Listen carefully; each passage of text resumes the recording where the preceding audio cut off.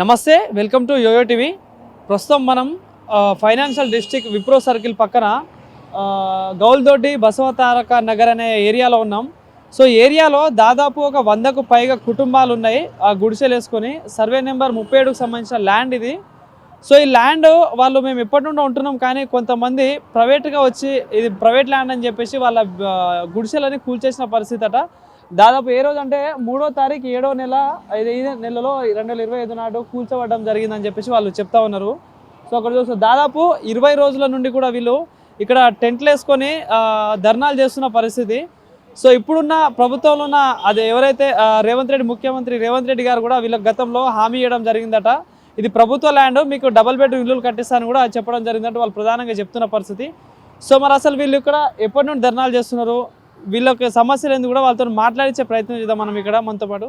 అమ్మ ఏంటి ఇప్పుడు ఈ టెంట్లు వేసుకొని దాదాపు 20 రోజుల నుండి ఇక్కడ ధర్నా చేస్తామన్నారు. సో ఎవరు వచ్చి కూల్చిళ్ళు ఇక్కడ ఈ గుడిసెలని? ఈ గుడిసెలు గంగారెడ్డి అన్న కూల్చేయండంట.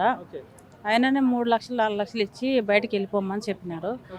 అయితే మాకు ఇప్పుడు 3 లక్షలు 4 లక్షలు డబ్బులు తీసుకోపోతే ఎక్కడ ప్లేస్ రావట్లేదు కదా, మాకు ఇది కుదురుతలేదు.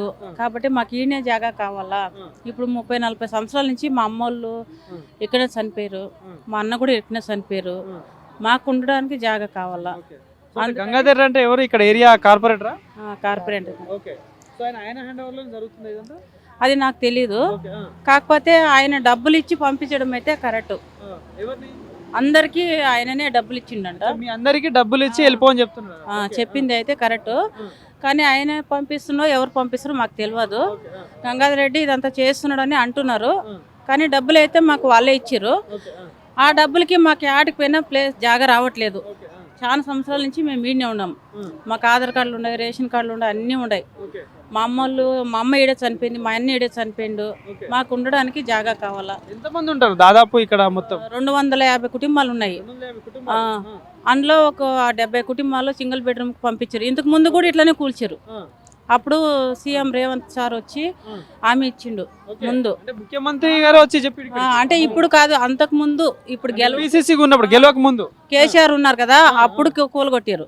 అప్పుడు సార్ వచ్చి ఇక్కడ మాట్లాడారు, మీకు అందరికీ నేను పట్టాలు ఇప్పిస్తా అని చెప్పారు. అట్లన్నీ మేము ఉన్నాము. మళ్ళీ ఇంత లోపల ఇది జరిగింది.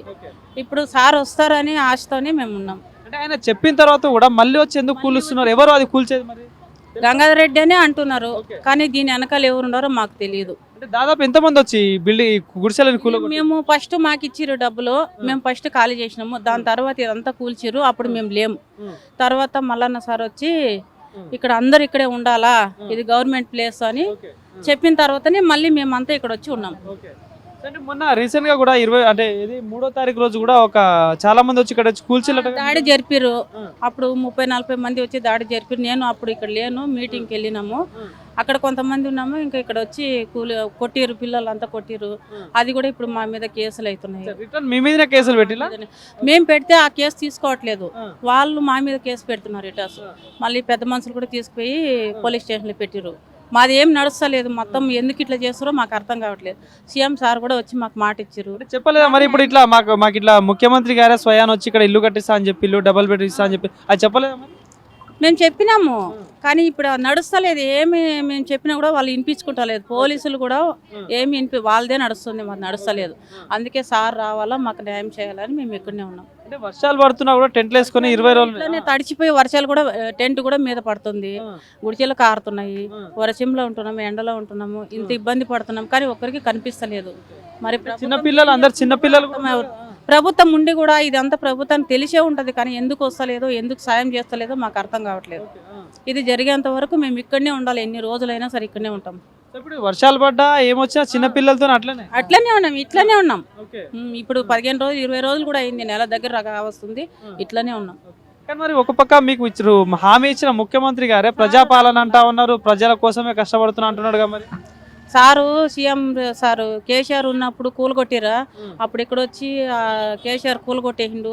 నేను పదవిలోకి వచ్చిన తర్వాత ఖచ్చితంగా మీదే ముందు చేస్తాను అన్నారు. మరి ఆ సారు ఇన్ని రోజులైంది 2 సంవత్సరాలు కాబడుతుంది, మళ్ళీ ఇంత దారుణం జరుగుతుంది, సార్ రావట్లేదు, మాకు న్యాయం జరగట్లేదు. సార్ వచ్చేంత వరకు మేము ఇట్లానే ఉంటాం, మాకు న్యాయం జరిగేంత వరకు ఇట్లానే ఉంటాం. సో ఇప్పుడు ఈ ల్యాండ్కి సంబంధించి కరెంట్ బిల్ కావచ్చు ఇవన్నీ కడుతున్నారు. ఉన్నాయి, కరెంటు వచ్చింది, గవర్నమెంట్ నీకు నీళ్ళు వస్తుండే, ఇవన్నీ ఇప్పుడు బంద్ చేసారు, నీళ్ళు వస్తలేవు మాకు. ఇప్పుడు మొన్న వచ్చిన వాళ్ళు కూడా ఏమంటున్నారు, ఏమన్నారు మీతోటి? మాతోటి మేము న్యాయం చేస్తామంటున్నారు, కానీ ఎప్పుడు చేస్తారో మాకు. మొన్న కూల్చడానికి వచ్చిన వాళ్ళు ఏమన్నారు? వాళ్ళు ఏమనట్లే 2 లక్షలు 3 లక్షలు తీసుకున్నారు కదా, ఖాళీ చేయాలా అంత కొంతమందికి ఇచ్చి ఖాళీ చేయించారు. ఒకటేసారి అయితే చేయలే, కొంతమంది ఒక్కొక్కటి ఇల్లు 2 ఇల్లు 5 ఇల్లు 10 ఇల్లు ఇట్లా కొంతమంది భయపెట్టి పంపిస్తున్నారు. ఇప్పుడు మాకు న్యాయం జరగాల, ఏదో ఒకటి ఉండడానికి ఇల్లు కావాలా, ఇది అయ్యేంత వరకు మేము ఇట్లనే ఉంటాం.